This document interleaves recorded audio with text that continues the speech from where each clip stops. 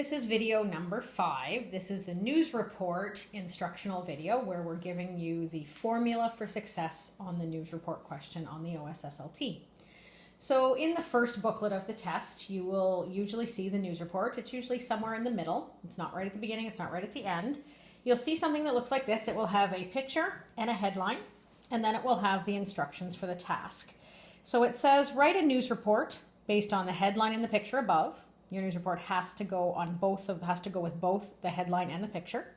It says that you will have to make up the facts and the information to answer some or all of the following questions. Those are the 5 W's: who, what, when, where, why, and how. The purpose and audience is to report on this event for readers of a newspaper. And the length is the length of the page provided, or remember on the new online test, it will be a number of characters which are equivalent to words. So I'm just going to show you what they expect in terms of space.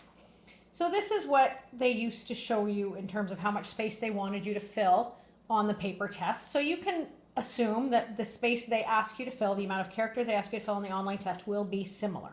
So it's about less than a page worth of writing.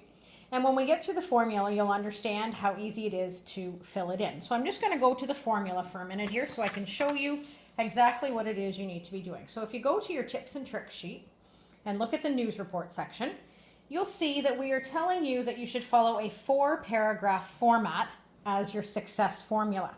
In the first paragraph, you are going to list off or explain the 5 W's of whatever this news event is that you're talking about. The who, the what, the where, the when, the why, and that's what you need to cover in a sentence form. In your second paragraph, you're going to give us some more details. That's some more filler information. Maybe expand upon the 5 W's a little bit. Give us some more details. In the third paragraph, you're going to give us 2 quotes. So usually there are quotes from people involved in the event. One from somebody who came and saw the event, a bystander, and the other from an official, someone involved in the event. And then the last paragraph is, how does this event end? If it's a charity function, how much money was raised for charity? If it's a basketball game, who won? What was the score? Does this mean they go on to the finals? Those sorts of pieces of information is what they're looking for in the end. Now, I want to make sure you know that even though I'm talking about 4 paragraphs, I'm talking about 4 very short paragraphs. Each of these paragraphs is no more than 2 to 3 sentences in length. They are very short and concise, and they just give you enough information. Because remember, when people are reading a news report, they're really just reading it to get information as quickly as possible. Now, there's a couple of things that we've seen that students do make as mistakes, and we want to make sure you don't make them. You, as students, are much more familiar with radio reports and TV reports of news than you are with newspapers. So quite often, students will write a great news report. They'll do everything that we wanted them to do in the formula, but then at the very end, they'll put in a line that says, this is John Smith signing off for CTV News, or I'm reporting live from the event. Those 2 things just automatically turned your news report into a TV or radio report, and all of a sudden you failed this assignment. You don't want to do that. So you want to make sure you don't put either of those things in there. The other thing we want to make sure you don't do is you don't turn this into a story. It's quite easy to take a news report and make it sound more like a story because you guys are used to writing descriptively and doing those sorts of things. So we want to make sure that you're keeping your sentences as short and as terse and as concise as possible, very factual, okay? Now, that brings us to the last point. News reports are supposed to be true. They're supposed to be real. They're supposed to be facts. But here you are, given a fake headline and a fake picture and told to make up the details. It's okay. You just have to do it because this is the situation you're in. I do suggest, as a success strategy, to use things around you that you're familiar with. So use the name of our school if it's a school event. Use the name of your friends. Use the name of our principal or your teacher as your quotes. Use things that come easy to you. You don't have to spend a lot of time thinking about those details because truthfully, it's about the makeup of the news report and about how specific those details are, but not about how correct they are or about how creative they are. Okay? So let's look at a rubric. The rubric for the news report is very similar to the other ones that we've looked at so far, except this time you can have from 10 to 60 as your marks. So there's a few more marks available there because it's a news report. So if we look at a 40, 50, or 60, because that's where we're aiming, a 40 says you did a news report.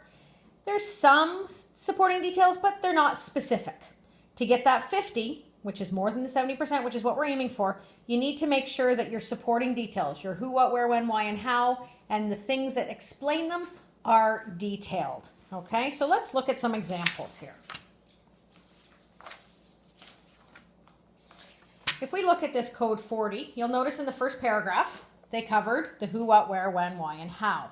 They said on April 3rd, 2014, at Timmins High School, the mixed team won against Smith at their basketball tournament to guarantee their spot in the finals. Okay? They covered the who, what, where, when, why, and how, but there isn't a lot of extra detail there, right? There isn't a lot of specific detail. So if I show you a code 50, you'll notice that it's the same sort of format. On March 25th, 2015, the girls at the Timmins basketball squad won their zone qualification at Town Hall with a score of 5-0. These girls dominated and represented their team with strength, endurance, and good sportsmanship. So just adding in a score, talking about how the girls dominated, being a little more specific in those details got you from that 40 to a 50, and a 60 is just even beyond that. Okay, so you want to make sure your details are specific. Now, the long writing pieces are also marked for conventions. Remember, conventions are the fancy word for spelling, grammar, punctuation, sentence structure. So instead of only 10 or 20 like they were on the short answers, this time you can get 10, 20, 30, or 40. Essentially, a 40 means there were no errors in your work. A 30 means you had errors, but everybody could figure out what you were saying. A 20 means you had errors and people sort of had to puzzle out or figure out what it is you were trying to say. And a 10 means that the errors were so bad that they really couldn't figure out what you were trying to say. Okay? Again, I want to stress this. Don't stress about the conventions on this test. Do your best, but they are aware that this is a test situation and that you're under stress and that you have a time limit. They are not expecting perfection. Okay?